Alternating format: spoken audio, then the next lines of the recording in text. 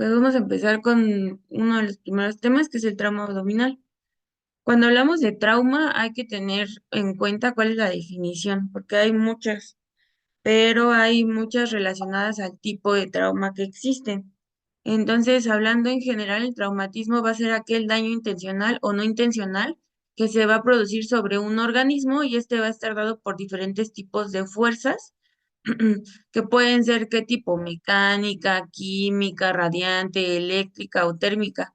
Y esto va a llevar a generar una ausencia de ciertas sustancias importantes en la vida, como es el calor o el oxígeno. Ajá. En el caso del trauma abdominal, lo único que le vamos a agregar que estas lesiones van a ser directas hacia la región abdominal. ¿Ok?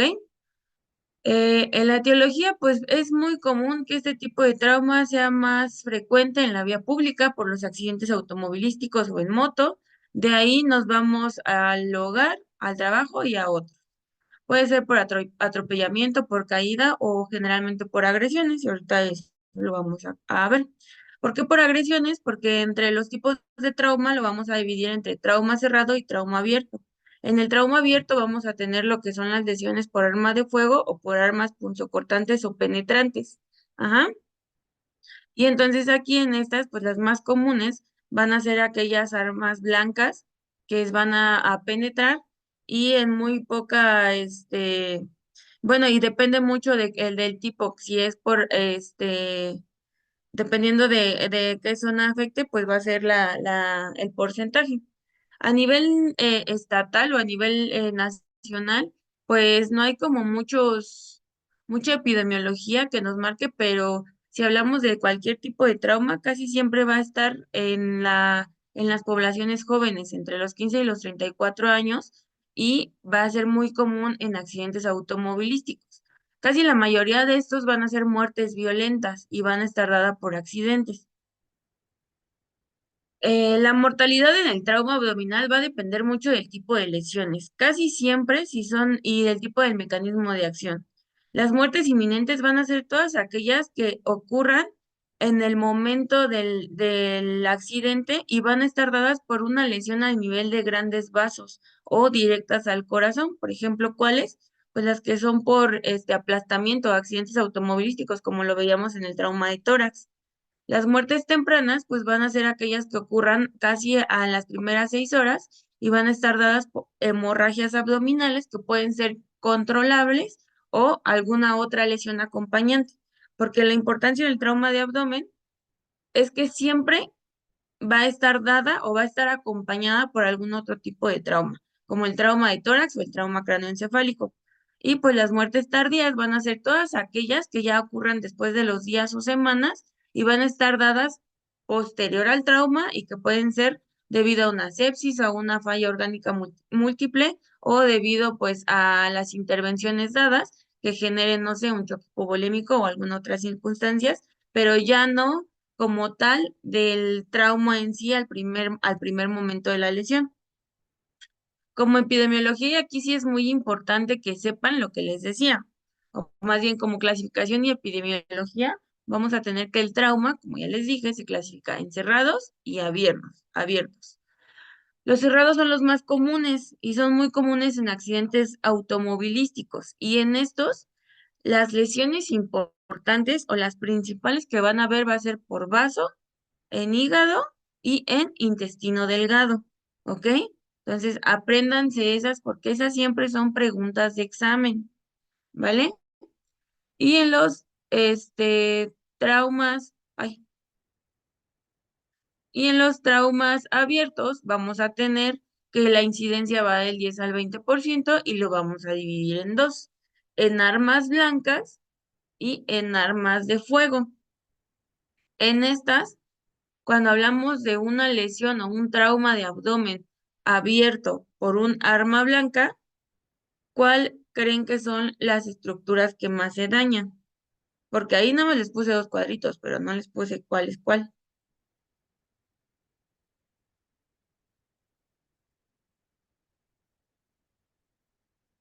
Puede ser intestino, En arma blanca, ajá, ah, o por ejemplo, tórax, pulmón.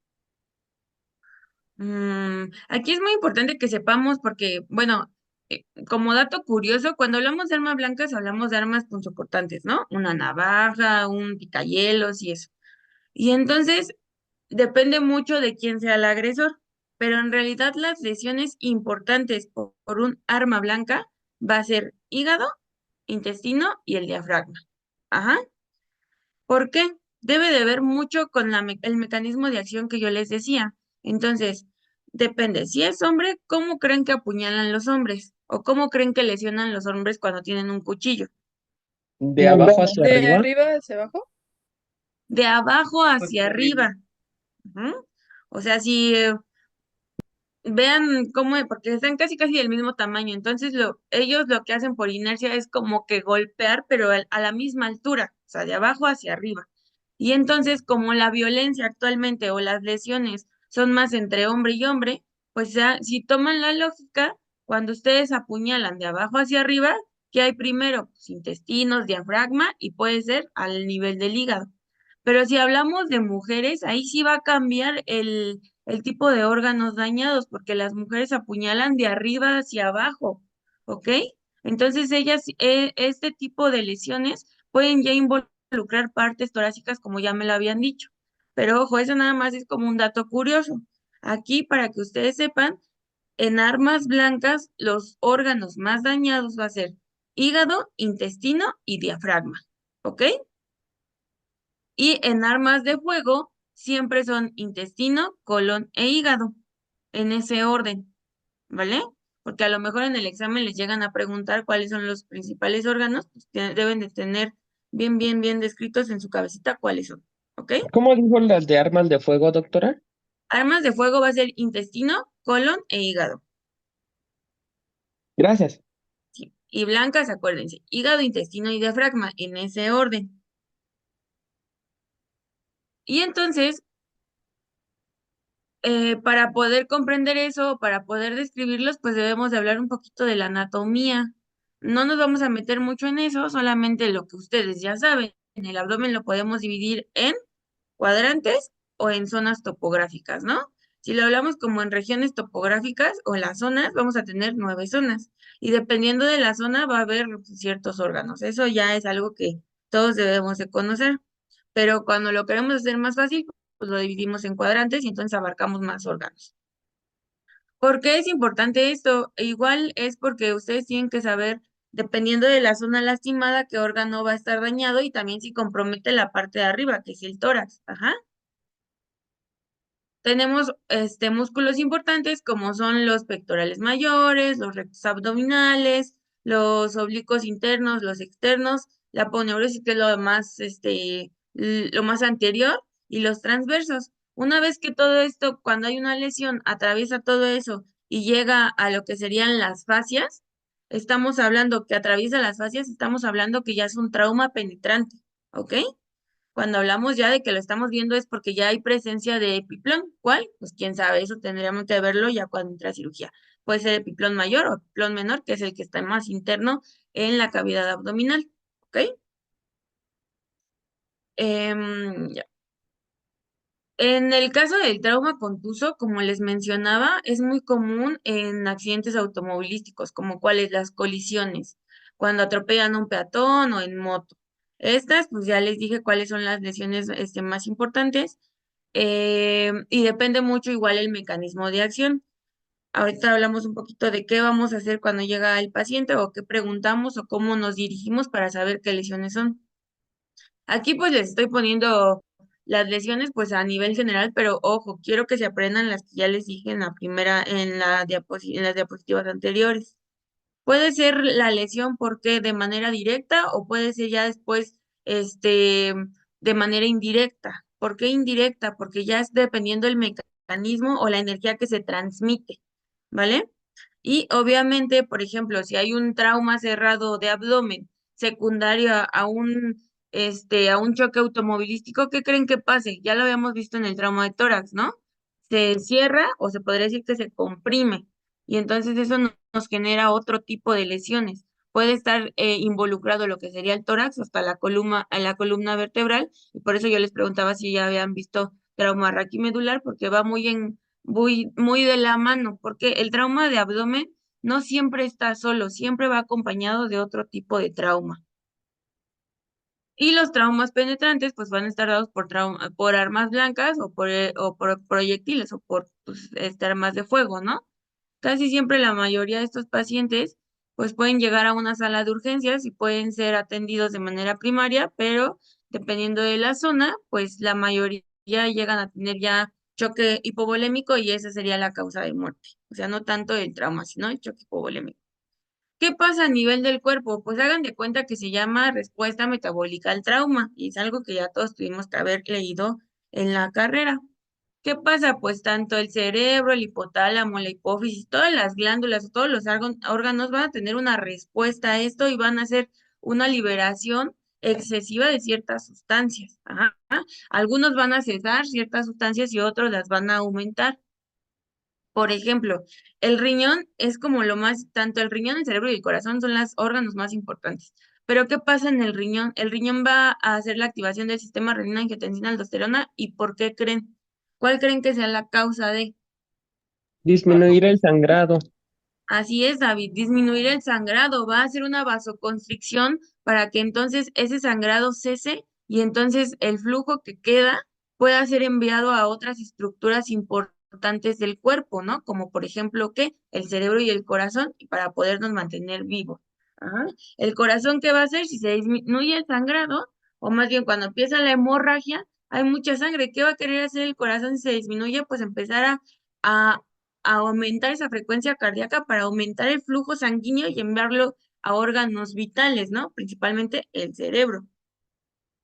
Tenemos otros, pues sería, ya lo había dicho David, los vasos sanguíneos tienen que ver muchísimo con el sistema renina angiotensina aldosterona porque van a generar una vasoconstricción y nos van a ayudar a controlar la hemorragia y a regular las presiones arteriales. Pero obviamente este control de la hemorragia no va a durar mucho tiempo. En urgencias hay algo que nosotros llamamos que se llama hipotensión permisiva. Ajá. ¿Qué quiere decir? Que nosotros no vamos a tener a nuestro paciente siempre en lo que todos conocemos, ¿no? Nuestra tensión arterial media es 65. Nosotros podemos permitir que esa tensión arterial media baje porque sabemos que el cuerpo está tratando de compensar y a eso se le llama hipotensión permisiva. Hay otro tipo de mecanismos que se generan principales, como es en el hígado, si se dan cuenta, cuando ustedes fueron internos, llegaba un paciente con trauma y luego tenían a veces hiperglicemia y el paciente pues no era diabético, ¿no? Entonces, en realidad no era porque estuviera cursando con una diabetes o algo así, sino porque era una respuesta metabólica al trauma que estaba dado por el aumento de los procesos de la gluconeogénesis y la glucogenólisis. Ajá. Y entonces esto hacía que el metabolismo fuera excesivo y que la glicemia aumentara, ¿vale? De igual manera tenemos otros, pues el páncreas que aumenta la secreción de insulina, el del glucágono, de otro tipo de enzimas. Pero pues si ustedes se van a leer un poquito este, de lo que sería la respuesta metabólica al trauma, van a entender también esa situación. E igual por qué los leucocitos aumentan, no es porque tenga un proceso infeccioso, ¿ok? ¿Cuál sería el cuadro clínico? El cuadro clínico va a ser muy variado, pero nosotros no nos vamos a ir a lo que vemos, ¿no? No nos vamos a ir luego, ay, a ver, si tiene un trauma de abdomen debe tener algo. A veces los pacientes no tienen nada, no hay ningún tipo de lesión, ¿vale? Pero hay pacientes que si llegan con un trauma severo que sí pueden llegar a tener, pues, imágenes sugestivas, por ejemplo, estos tipos de signos. ¿Alguien me puede decir a qué se refiere cada signo?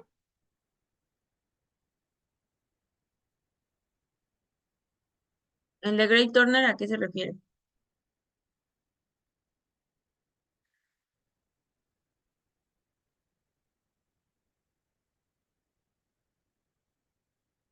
A ver, alguien. Yo sé que sí lo sabe.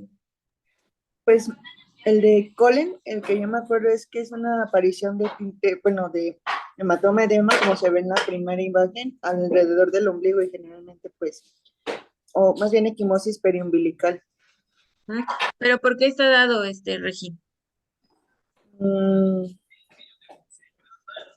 puede aparecer por pancreatitis.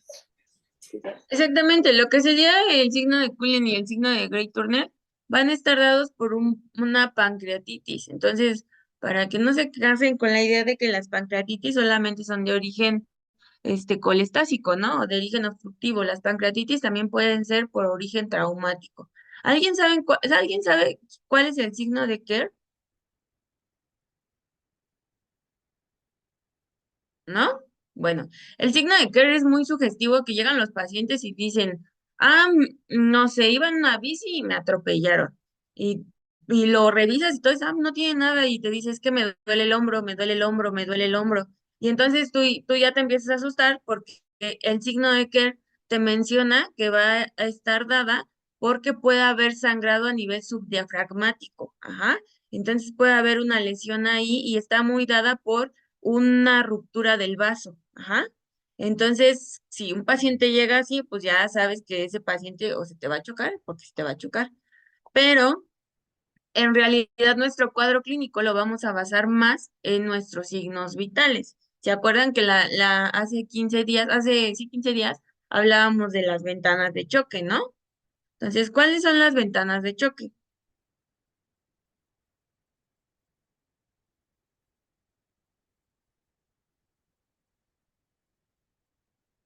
Mm. El llenado capilar podría haber sido uno. Bueno, un retardo en el llenado capilar. Entonces vamos a hablar de nuestra ventana de choque que sería la piel, ¿no? Validez. El estado confusional de algunos Renal. pacientes. Acuérdense, sí tienen la idea, me agrada, sí tienen la idea, pero son tres ventanas de choque. Yo en la clase pasada se los dije, tres ventanas de choque. Una es la tegumentaria. Entonces ahí incluimos lo que ustedes me dicen, la palidez de tegumentos, el llenado capilar, la diaforesis, ¿ok? Esa es una, la ventana de choque de la piel es una. ¿Cuál es la otra? La Sería neurológica. Neurológica. La neurológica, muy bien, el estado de conciencia de nuestro paciente, el Glasgow. ¿Y la otra? estaría relacionado con lo respiratorio. Con lo No, renal. con lo Renal. renal. Muy bien, Arely, con lo renal. Entonces, todo depende. Si nosotros vemos que hay alteración de nuestra ventana de choque, pues decimos, bueno, considero que este paciente puede estar chocado, tómenle signos vitales. Y cuando yo le tomo signos vitales, ¿qué creen? Mi paciente tiene 110/76, pero tiene una frecuencia cardíaca de 115. ¿Estará chocado? Quizás esté empezando porque si hay una hipotensión y hay una taquicardia. Exactamente, va a empezar a generar una hipotensión permisiva y la taquicardia es a mí lo que me llama la atención. Entonces, hay algo que se llama índice de choque, ¿vale?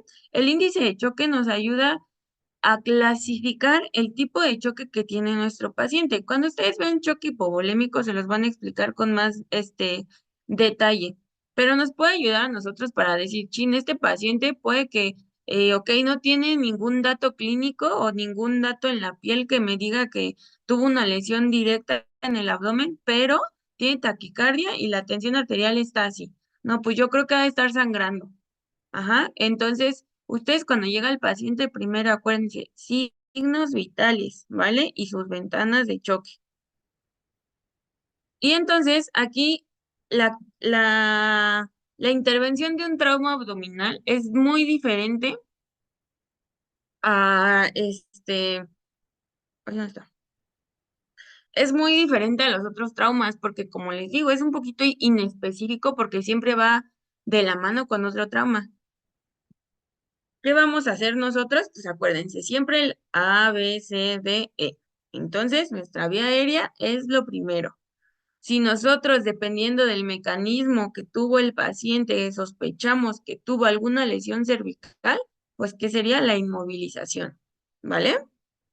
En la B, pues, ¿qué estamos viendo? La respiración, frecuencias respiratorias, si no hay daño al tórax, el oxígeno, cómo se está saturando. Entonces ahí ya estamos abarcando que probablemente pueda tener también un trauma de tórax, ¿no? Y entonces empezamos a ver si hay algún tipo de lesión. En la circulación que estamos viendo, si hablábamos de que hace una Pulso. Exactamente, el pulso, el llenado capilar, hay que buscar una hemorragia y entonces ahí ya nos vamos a ir ahorita a explorarlo, ¿no?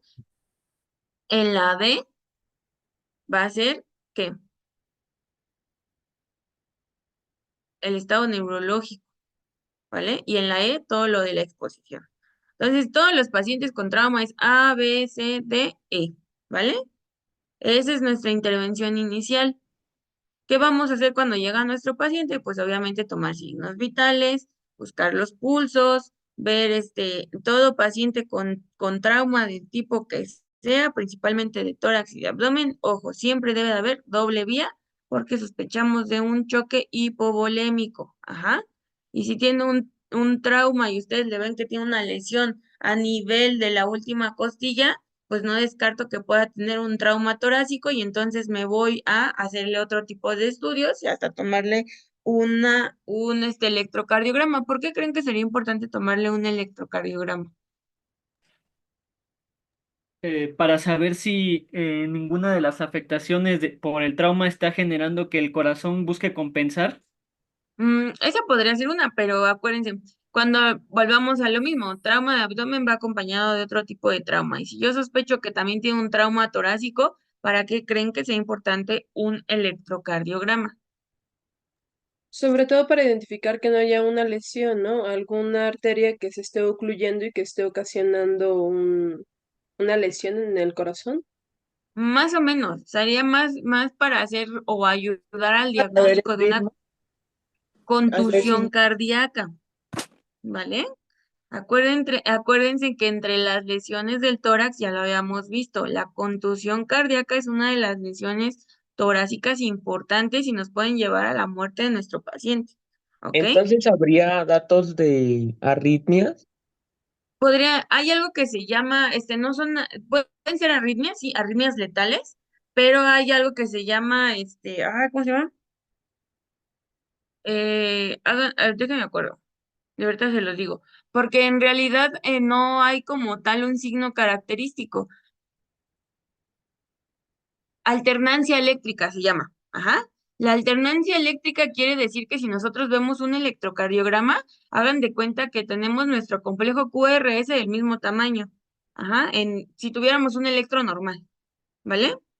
Pero si tenemos una alternancia eléctrica porque sospechamos de un trauma cardíaco, hagan de cuenta que en todas las derivaciones nuestro complejo QRS puede estar hagan de cuenta, vemos de dos y nuestro complejo QRS el primero está chiquito y el otro grande, el otro chiquito, el otro grande, el otro chiquito, el otro grande. Eso se le llama alternancia eléctrica.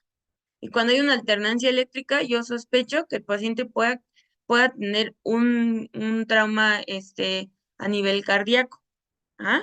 Entonces, para eso es el electrocardiograma, o sea, sí tienen la idea. Y aparte, pues tomaríamos que enzimas, ¿no? Pero, como yo les decía, en el trauma abdominal sí cambia un poquito el tipo de abordaje. O sea, ustedes ya vieron su ABCD, ABCDE, ¿ok? Pero, ¿qué pasa? Cuando llega nuestro paciente con trauma, que sospechamos de trauma, vemos primero, ¿mi paciente está estable, sí o no? Ujú. Hablamos de inestabilidad, ¿qué sería? Pues que tenga alteración del estado de conciencia, que el llenado capilar esté retardado, que empiece con hipotensión, pero ya no sea una hipotensión permisiva que a pesar de la reanimación hídrica, pues los pacientes pues no tenga un aumento de la tensión arterial, ¿no? Y entonces decimos, trauma abdominal, tiene datos de alarma, ¿qué datos de alarma? Hay inestabilidad hemodinámica, tiene peritonitis, hay evisceración, hay hemorragia importante, fue por arma de fuego que atraviesa la cavidad, hay una ruptura diafragmática y acuérdense, si dije ruptura diafragmática, ¿qué signo tiene? El de Kerr, ¿no? Entonces, ¿tiene algún dato de alarma mi paciente? Sí, no. Supongamos que no lo tiene. ¿Cuál va a ser nuestro paso a seguir? Yo no sé qué estructuras están dañadas, entonces, por ende, si no está inestable y no tiene datos de alarma, lo llevo a la tomografía, ¿ok? Cuando le hago la tomografía, si hay daño en algún órgano importante, una hemorragia importante, pues directamente se va a la laparotomía. ¿Ah? Mi paciente sí está inestable, ¿qué sigue? Pues le hacemos un FAST. ¿A qué se refiere el FAST? Un ultrasonido, pues, Mm, pues sí, rápido, un rastreo, pues nada más. Exactamente, un rastreo abdominal rápido, ¿no? En pocas palabras. Y entonces vamos a valorar zonas importantes del abdomen para ver si hay líquido, ¿ok? Si es el líquido es sangre. Ajá. Y si sí hay, es positivo, le hacemos lavado peritoneal, ¿vale? Digo, le hacemos la parotomía exploradora. El lavado peritoneal actualmente ya no se hace, ajá, porque es invasivo y pues obviamente pues es muy, ¿cómo decirlo? Es muy inespecífico, ¿ok? Entonces volvemos a lo mismo. Eso es en general. Si hablamos de un trauma cerrado o un trauma abierto, pues por ejemplo, en el abierto fue por arma blanca, ¿está estable o inestable? Inestable directamente va a pasar ¿a dónde? A la laparotomía. Ajá. Se hace un FAS, dependiendo de la zona, pero es laparotomía sí o sí.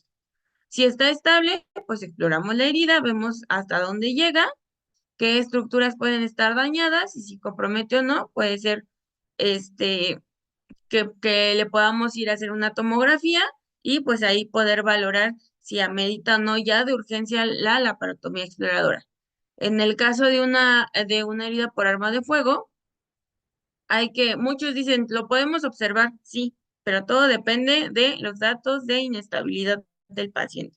Pero casi todos se van a la parotomía. En el cerrado, igual, estable o no estable. ¿Qué hacemos? Pues primero, ¿está estable? Lo mandamos a tomografía. No está estable, le hacemos un FAS. Ajá. Casi todos los algoritmos te mandan a que si el FAS sale negativo, le hagamos un lavado peritoneal, pero ya acuérdense, ya no se hace. Entonces ustedes se van a quedar con la idea de este primero, ajá, sin tomar en cuenta el lavado peritoneal. ¿Mi paciente tiene datos de alarma? ¿Sí o no? Si sí tiene datos de alarma, que me digan que está con un choque ya grado 4 y tiene todos estos datos de alarma, la parotomía exploradora de primer inicio. Mi paciente sí, tiene un trauma de abdomen, pero no tiene estabilidad hemodinámica. ¿Qué podemos hacer? Pues la tomo. Ajá. Si todavía podemos, si está estable, le hacemos un FAS donde vamos a confirmar si tiene líquido o no tiene líquido. ¿Ok? Pero entonces volvemos a la comparación de cada estudio diagnóstico que tenemos. ¿Cuáles son las indicaciones de cada uno? Les sigo poniendo el lavado peritoneal porque pues obviamente todavía lo siguen preguntando, pero es algo que ya no se realiza. El lavado peritoneal solamente tiene la indicación absoluta de ver presencia de sangre dentro de la región peritoneal. Punto, se acabó. ¿Vale? Es temprano y sí es sensible, pero no muy específico. Los inconvenientes, pues que es invasivo y no detecta lesión a algún otro tipo de órgano sólido. ¿Vale? Y entonces aquí nos vamos con lo que actualmente usamos. Y actualmente el auge está en la ecocardiografía, ¿ok?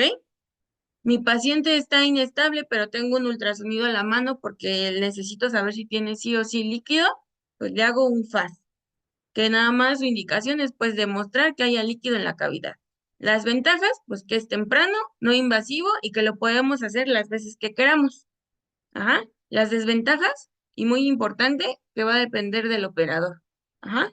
Nosotros como urgenciólogos estamos capacitados para hacer este tipo de ecocardiografías, claro que sí, pero no tenemos ahora sí que la experiencia que tiene un especialista en imagen para poder detectar como cosas finitas, ¿vale?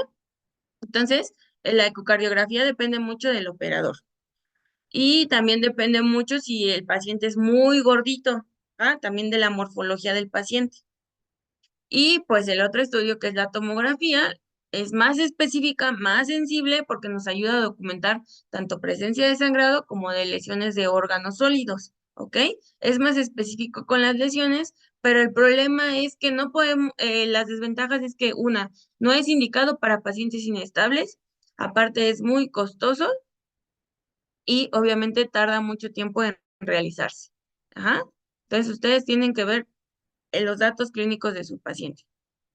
El lavado peritoneal, como les decía, pues solamente es como si hiciéramos una paracentesis a nivel peritoneal y lo único que queremos saber es que haya presencia de sangre en la región peritoneal. Es positivo cuando hay mayor de 10 cc de sangre dentro de. Ajá. Pero les vuelvo a lo mismo, cuando Si alguien más le da lavado peritoneal, pues tiene otras especificaciones para hablar si es positivo, pero en urgencias nosotros ya no lo hacemos actualmente. ¿Cuál es el tratamiento de ley de un paciente con trauma abdominal? La cirugía de control de daños, ¿ok? La cirugía de control de daños lo que permite o lo que nos ayuda es a evitar que nuestro paciente llegue pues a su fase final, ¿no? Que es la muerte, pero a evitar otro tipo de lesiones como sería la triada de la muerte. Un paciente con coagulopatía, hipotermia y acidosis es un paciente que sí o sí está chocado y se te va a morir. Ajá. Entonces, tu tratamiento en cualquier tipo de trauma, tienes que checar si sí tiene que ver con una lesión directa a algún órgano sólido o que involucra también un choque hipovolémico. Si es un choque hipovolémico, el tratamiento de ley siempre van a ser los hemoderivados. Ajá. No los líquidos, los hemoderivados. Pero en el trauma abdominal, nuestro tratamiento de elección es la cirugía de control de daños. O sea, sí o sí tiene que pasar una laparotomía exploradora. ¿Qué vamos a ver? Igual hay factores o hay puntos claves que vamos a tomar en cuenta para valorar si el paciente sí necesita pues, su control de daños, ¿no? Como cuáles. Pues que haya sido un trauma cerrado de alta energía. ¿Se acuerdan cuáles son los traumas de alta energía? También se los dije la clase pasada.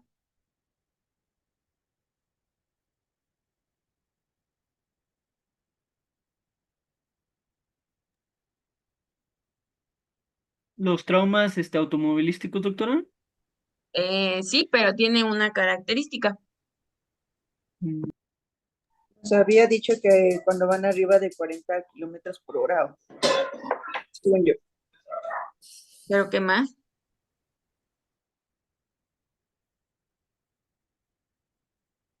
Porque supongamos, que a mí me dicen, oye, ayúdanos con el examen, y yo digo, pues ya vi que no se saben los traumas de alta energía, yo con eso me los atoraría.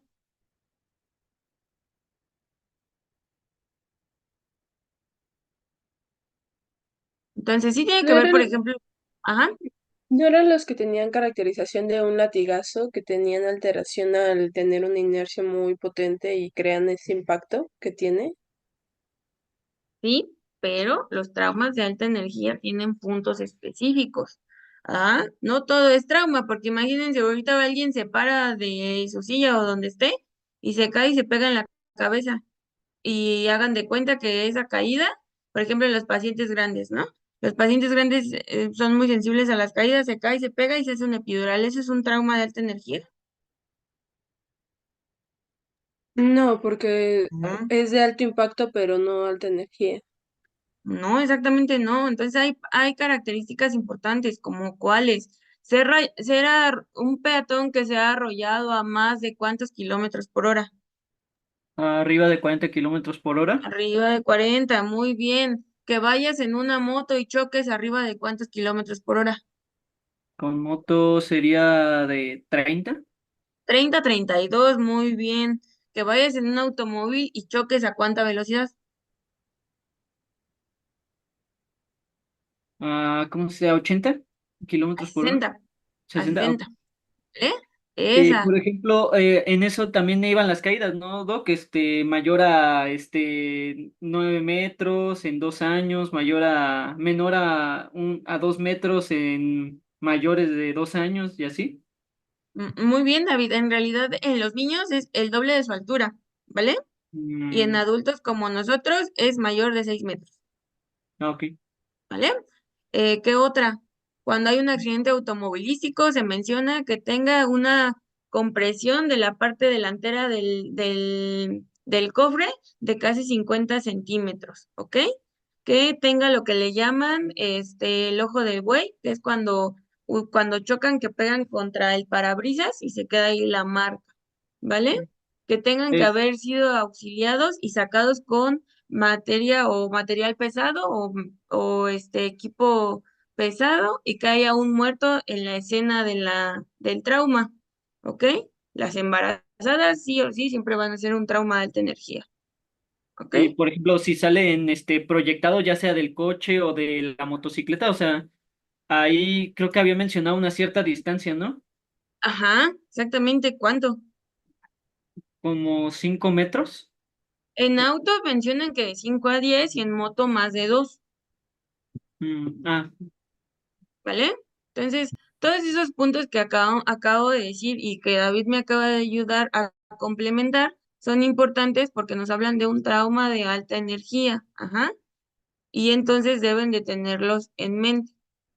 Que sean otros puntos claves del control de daños, pues obviamente, uno, trauma de alta energía, sí o sí, penetraciones múltiples a nivel de tronco, a nivel del tronco, que tenga una inestabilidad hemodinámica que a pesar de la reanimación tanto hídrica como con hemoderivados no cese, una coagulopatía o la triada de la muerte que ya se las dije, complejos, pues que ustedes ya sospechen de una lesión vascular a nivel abdominal, que ya haya evisceración o lesión de vísceras que ustedes sospechen, una hemorragia multifocal.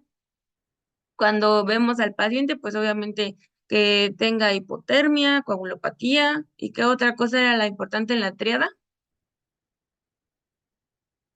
Hipotensión o acidosis. Hipotensión. Hipotermia, coagulopatía y acidosis, ¿vale? Y pues obviamente que se considera ya una transfusión masiva. Una transfusión masiva se menciona que es aquella transfusión que al momento de que está el paciente con cualquier tipo de trauma o choque hipovolémico, sea que se usen más de 10 tipos de hemoderivados. En realidad no dice que sí son concentrados, solamente dice que se usen más de 10 hemoderivados en menos de una hora, ¿ok? Eso es transfusión masiva. Y entonces nuestro control de daños lo vamos a clasificar por fases. La fase cero, que va a ser la reparación del daño, que primero va a ser obviamente nosotros, la parte de urgencias, que es el reconocimiento y la decisión del daño o del abordaje del control de daños. ¿Qué nos compete a nosotros? Pues obviamente que controlar esa hemorragia, si necesita sangre, pues pasarle sangre. Ajá. Y pues obviamente evitar que llegue a la coagulopatía, porque un paciente ya con coagulopatía, acidosis e hipotermia es muy difícil de rescatar. Sí se puede, claro que sí, pero sí es muy difícil.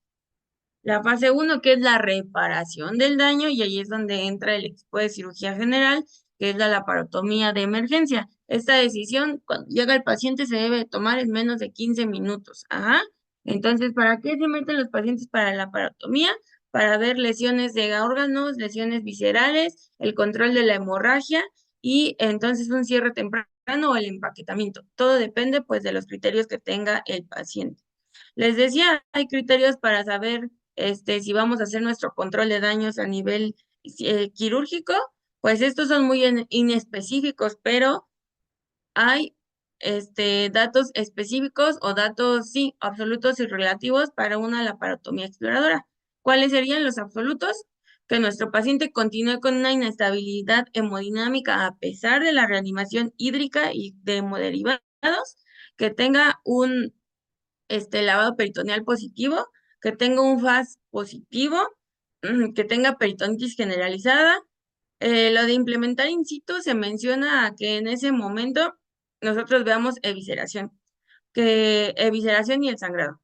Y esas serían las absolutas. Las relativas, obviamente nosotros le tomamos una radiografía y que veamos aire libre subdiafragmático o en las imágenes de la tomografía, que haya signos de hemorragia importante, al momento de que ustedes le ponen o se aspira con la sonda nasogástrica o por ejemplo cuando ponen una sonda Foley y hay sangre, que haya un trauma penetrante, no en todos los casos, ¿ok? De heridas de bala o apuñalamiento, que tenga un trauma multisistémico con inestabilidad, un trauma multisistémico y que no se sepa o se desconozca el origen de la lesión. Entonces, esto se refiere mucho a lo mismo que les he estado diciendo, que el trauma abdominal siempre va acompañado de otros tipos de trauma, ¿vale? Y entonces la importancia de un abordaje o un control de daños inmediato es el que nosotros evitemos complicaciones. ¿Qué complicaciones? La complicación más común en un trauma abdominal es el síndrome compartimental.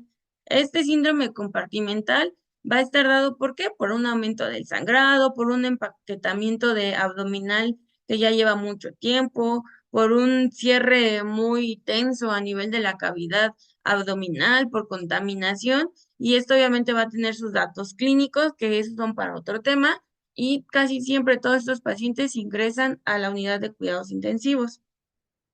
En la fase 2 ya es la fase 2 que se da a nivel de la hospitalización. ¿Cuál es esa fase 2? Pues es la reanimación que tiene el paciente posterior al control de daños, que es la cirugía. ¿Vale? ¿Qué queremos hacer? Pues mejorar nuestro estado hemodinámico, tener un adecuado soporte vital, corregir la coagulopatía, la acidosis, restaurar el balance hídrico y el balance ácido-base, identificar pues lesiones más específicas. ¿Ok? ¿Qué hacemos nosotros en nuestra segunda fase? Pues lo que hacemos en cualquier en cualquier zona, ¿no? De hospitalización, la monitorización de nuestro paciente, ¿vale? ¿Qué es importante aquí? Pues si yo ya les había dicho que uno de nuestros datos de nuestras ventanas de choque es la parte urinaria, pues aunque no lo crean, cuantificar la uresis por hora es muy importante. ¿Vale? La toma de laboratorios para ver si sí o no está sangrando. Y nuestra fase 3, que ya sería una cirugía definitiva, y esto se refiere a cuando ya identificamos órganos dañados, que puede ser después de las 24 o 48 horas, no hay problema, pero siempre y cuando ya se identifique el órgano o la lesión o la zona dañada. Nosotros cuando estamos en urgencias y hablamos de trauma, como ya les dije, el trauma viene acompañado de muchos traumas, tenemos escalas pronósticas. Esta escala pronóstica nos ayuda a saber cuántas regiones anatómicas tiene el paciente dañado y cuál va a ser su sobrevida, ¿vale? Casi no la ocupan, bueno, más bien nosotros sí la ocupamos y la unidad de cuidados intensivos la ocupan igual porque es como un predictor igual para saber si ingresa o no, pero solamente se las puse así para que tengan la idea, pero no es cuestión de que se la aprendan. Entonces, supongamos importante de la clase, pues que sería que sepan la clasificación del trauma, que se clasifica en cuánto, Encerrado Abierto y abierto. cerrado. cerrado y abierto, muy bien, y el abierto en cuáles se clasifica. En las que son de arma de fuego o arma blanca. Muy bien. Y si hablamos de arma de fuego y arma blanca, ¿cuáles son los órganos que se van a ver afectados? El intestino, el hígado y, El vaso. y, el, y el vaso, creo. ¿Sí? ¿Seguros? En Depende, arma blanca y arma de fuego, el en vaso el no se ve afectado, arma eso es en blanca un depende contuso. de el atacante. Ay, perdón, no escuché bien. Sí, no sabía que iba a depender, nos dijo que iba a depender de quién era pues el que atacaba básicamente. Sí, Si pero es acuérdense, hombre en eso fue un intestino dato, delgado, en colon o en... eso fue un dato así como datos innecesarios en este momento, ¿no? Nada más un El dato arma de, X. el arma blanca era intestino, diafragma y vaso. Ah, Arma Hígado. blanca es hígado, Hígado, intestino intestino y y diafragma. diafragma. y colon, ¿no? a ver, de nuevo, ¿ya ven? Arma blanca, hígado, intestino y diafragma. Hígado, intestino y diafragma en arma blanca y arma de fuego. Intestino, colon e hígado. Intestino, colon e hígado, muy bien. ¿Y en un cerrado? Vaso, hígado, intestino. Así es, en ese orden, ¿eh? Porque a lo mejor y les preguntan, ¿cuál es el primer órgano dañado en bla? O sea, bien específicos. Y ustedes deben de ponerla, ¿eh? Porque a lo mejor les ponen los tres, pero no les están diciendo cuál es el que primero se daña, ¿vale?